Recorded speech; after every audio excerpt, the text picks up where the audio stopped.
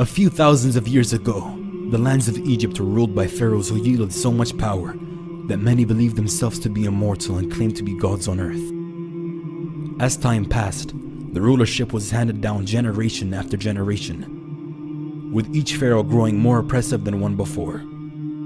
This was to reach its pinnacle under the rule of one particular pharaoh who had managed to enslave the children of Israel and force them to live a life full of subjugation and oppression.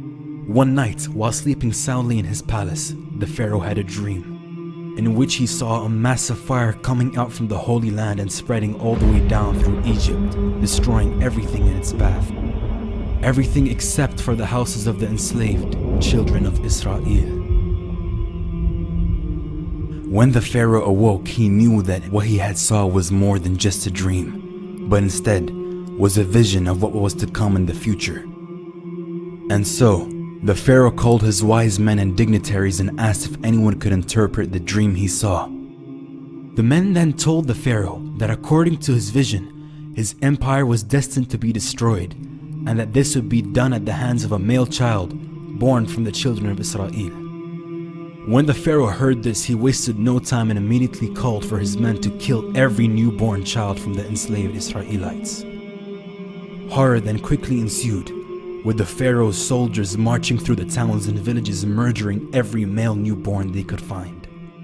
The news spread like a wildfire throughout the countryside, but there was nothing the Israelites could do, for they had been living under the pharaoh's subjugation for so long that no one dared stand up against him. Even when the children of Israel knew that for the next few years, all of their newborn males were expected to be handed over to the pharaoh's soldiers to be immediately executed. But despite the many attempts by the pharaoh to change his destiny and to secure his fate, God Almighty's plan had already been put in place. For little did he know at the time, but the very person that would end up bringing down his empire and ending up Pharaoh's oppressive rule once and for all would soon be brought to his doorstep and would be raised under the very roof of the pharaoh himself resides under. Musa A.S. grew up in the house of the pharaoh until he was a strong young man. Upon reaching adulthood, Allah bestowed him with his wisdom and knowledge. During his youth, he began to notice that there is no relation to the pharaoh or any of the Coptics, and that he was truly an Israelite. The Coptic subjugation upon the Israelites made him more compassionate towards the Israelites. One night, while traveling with his family, losing their path, he noticed a light upon the Mount of Tur and proceeded in search of information, or at least get some fire. Little did he know, prophethood was awaiting him. Moses was then ordered to go to the Pharaoh and warn him about his action to set free the Israelites.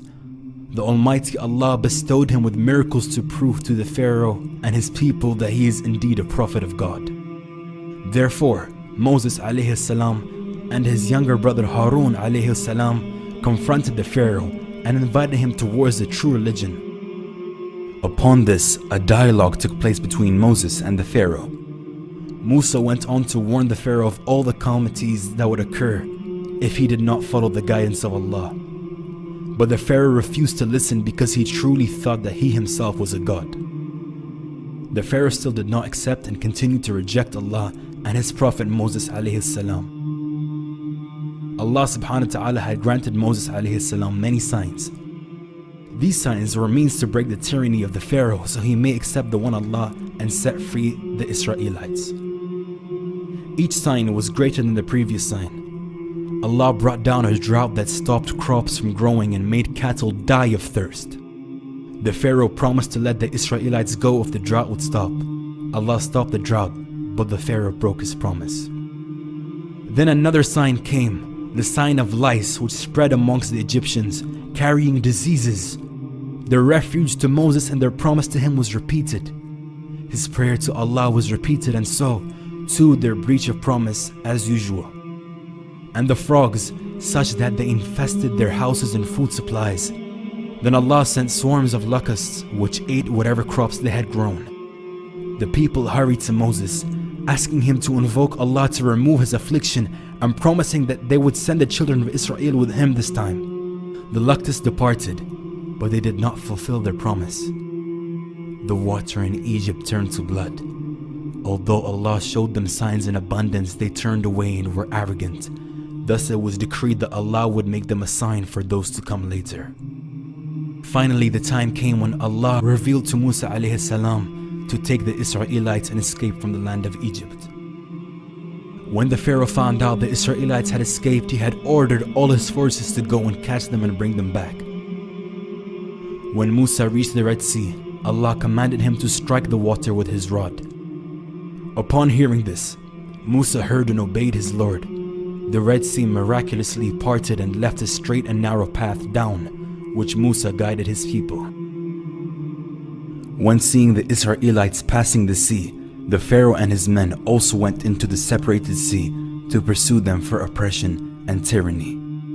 All of a sudden, the mountains of water on each side of the narrow path came crashing down. The Egyptians cried out, but their sorrows of regret and screams of remorse were drowned by the crushing sound of water. The weight of their sins only made them plunge and drown quicker and deeper. In his last moments, as the angel of death began to fulfill the command of Allah, the Pharaoh made an attempt to say the Shahada. However, it was too late and he was doomed for eternity. Although Pharaoh and his people had perished, Allah fulfilled his promise and promised to preserve his body for those to come later. A lesson for those who listen, a lesson for those who learn. This is the unavoidable end of every tyrant. So this is the story of the ancients, O listener. The man who claimed to be the Lord of worlds is dead, while Allah never dies. Take heed and be sure that the same fate awaits those who wish to follow in his footsteps.